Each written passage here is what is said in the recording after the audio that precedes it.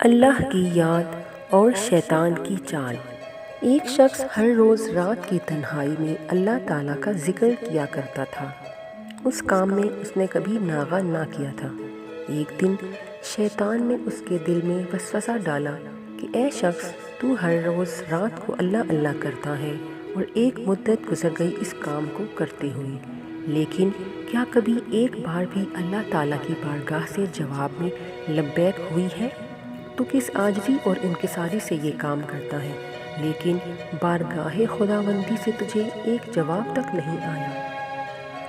اس شخص کے دل میں اس خیال کا آنا تھا کہ وہ پریشان ہو گیا اور شکستہ خاطر ہو کر لیٹ گیا۔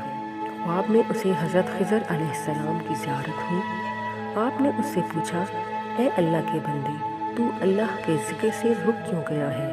کہنے لگا، میں تو ہر روز اللہ اللہ کرتا تھا، لیکن جواب میں میرے پاس لبیک نہیں آیا، اس لیے میں اس بات سے ڈر گیا کہ شاید میں اللہ تعالیٰ کی بارگاہ میں مردود ہوں۔ یہ سن کر حضرت خضر علیہ السلام نے فرمایا، اے شخص، اللہ پاک نے مجھ سے فرمایا کہ جا میرے اس بندے سے کہہ دے کہ تیرا اللہ اللہ کہنا میرے ہی کرم کی وجہ سے ہے۔ کیا میں نے تجھے اپنے کام میں نہیں لگا رکھا ہے؟ تیری طلب، تیری تڑپ سب مجھے پتہ ہے۔ میں تجھے بھولا نہیں ہوں، نہ ہی میں نے تجھے نظر انداز کیا ہے۔ تیری ہر پکار پر اور ہر بار اللہ کہنے پر میں تجھے 1000 بار لبیک لبیک کہتا ہوں۔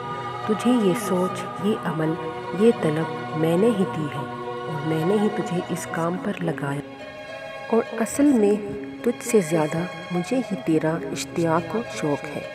اس شخص نے یہ خواب دیکھا تو ہڑبڑا کر اٹھ بیٹھا اور فوراً صدق دل سے تائب ہوا اور پھر دوبارہ اللہ تعالیٰ کے ذکر میں مشغول ہو گیا۔